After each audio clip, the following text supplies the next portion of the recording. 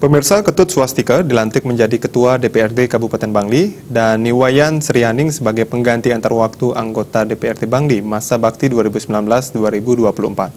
Sebelum upacara pelantikan, prosesi Majaya dilaksanakan di Padmasana DPRD Bangli yang dipuput oleh Sri Empu Pramayoga dari Kriya Salah Simpati Susut Abuan.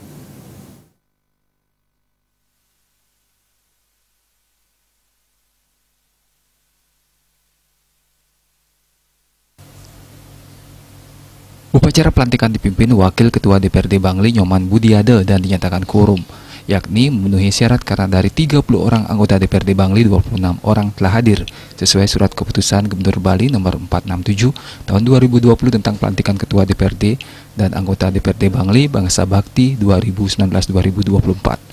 Surat keputusan gubernur tersebut ditembuskan kepada Mendagri di Jakarta dan pihak yang bersangkutan. Ketut Swastika dilantik menjadi Ketua DPRD Bangli, menggantikan Wayan Diar yang mengundurkan diri.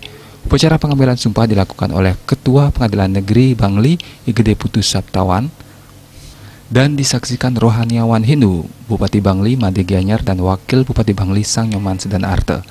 Menurut Ketua DPRD Bangli yang baru, Ketut Swastika pihaknya perlu bersinergi dan bekerja sama dengan Pemkab untuk memajukan Bangli. Program jangka pendek saat ini adalah menjalin hubungan baik dengan pemerintah pusat dalam perencanaan anggaran. Setelah itu, intensifikasi dan ekstensifikasi pengembangan pariwisata Bangli bisa dilakukan. Jangka pendeknya kita bersinergis dengan Bupati untuk bisa menggali anggaran-anggaran di pemerintah atasan, karena selama ini kita selalu disusui oleh pemerintah atasan, yaitu pihak presiden dengan pihak gubernur. Itu persoalan sebenarnya. Untuk potensi di Bangli apa lagi yang diangkat lagi Pak? Potensinya Pak? Kalau potensi luar biasa kita, potensi luar biasa.